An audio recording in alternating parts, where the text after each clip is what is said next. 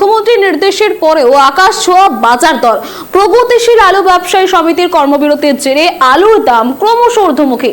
রাজ্য জুড়ে আলুর দাম বৃদ্ধির জেরে নাজেহাল সাধারণ মানুষ। বাজারে আলুর দামে লাগছে ছ্যাঁকা। বিধানসভায় ক্যাবিনেট বৈঠকের পরে আলু ব্যবসায়ী সমিতির ধর্মঘট উঠলেও বেড়ে চলেছে আলুর দাম। কি পরিস্থিতি কলকাতার বাজারে ঘুরে দেখল ট্রাইব টিভি বাংলা, দেখুন।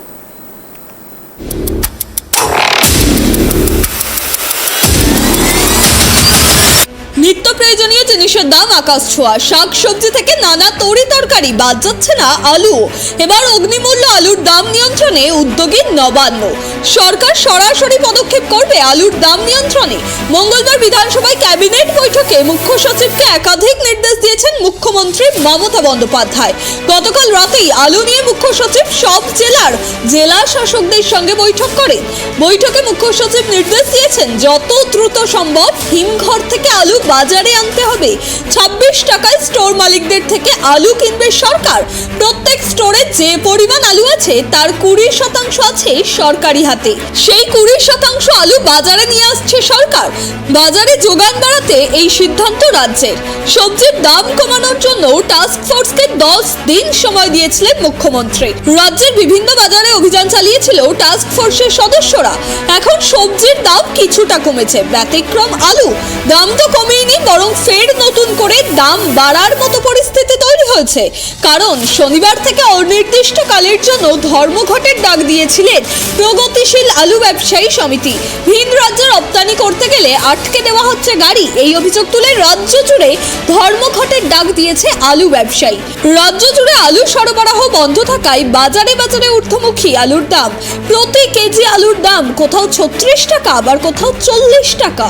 দুদিন আগে তোমার 34 টাকা 32 টাকা কেজি চলছিল, ঠিক আছে। দুদিন পর মানে আজকে আর কালকে দাম গিয়েছে 1600 টাকা, 1650 টাকা আজকে দাম, মানে 40 টাকা কেজি। এবার আমরা কি করে বলতে, যা আড়াত মধ্যে জাম ফেলছে আমরা এখান থেকে 2 টাকা 3 টাকা লাভে বিক্রি করছি। এবার ওই মেন জায়গা তারকেশ্বর তোমার, তারপরে হলো বর্ধমান, আর এইখান থেকে দাম না কমলে তাহলে আমাদের জায়গা কি করে দাম কমবে। হ্যাঁ, আমদানি বন্ধ ছিল। ইউপি দুদিন ইউপি আলু আমরা বিক্রি করেছি। ওই ইউপি আলু যেখানে দাম আছে 1100-1200 টাকা, এখন এরকম সেইটা 1600 টাকা কিনে এনেছি। বস্তা মোটামুটি ওই 1550 থেকে 1500 টাকা বস্তা আছে।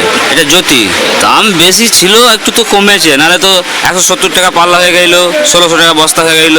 আজ থেকে মানে চারদিকে সব স্টোর ফেস্টোর বন্ধ ছিল বলে দাম বেশি ছিল। আবার কাল থেকে আরও দাম কমতে পারে, এরকম সম্ভাবনা আছে। হ্যাঁ, মাল তো আমদানি কম আছে বলে তাই। বাইরের আলু এলে তো আরও দাম কম হবে।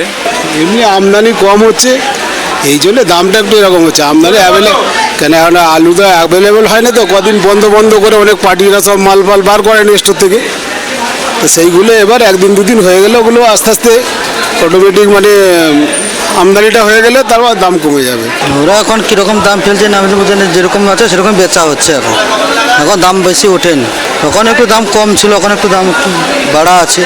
কর্মবিরতির জেরে হিমঘরে আলু না নামায় প্রভাব পড়েছে বাজারে।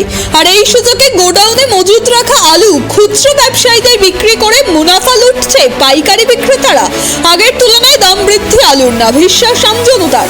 যদিও রাজ্য সরকারের কড়া বার্তার পর কর্মবিরতি প্রত্যাহার করেন আলু ব্যবসায়ী সমিতি। 3 দিন পর পশ্চিমবঙ্গ প্রগতিশীল আলু ব্যবসায়ী সমিতির কর্মবিরতি প্রত্যাহার করেছে তারা। এমন অবস্থায় কলকাতার বিভিন্ন বাজারে আলুর দামের কি পরিস্থিতি ঘুরে দেখলো ট্রাইব টিভি। ক্যামেরায় দেবরাজ দত্তের সঙ্গে অভ্রদীপ দাসের report, tribe TV Bangla, Kolkata.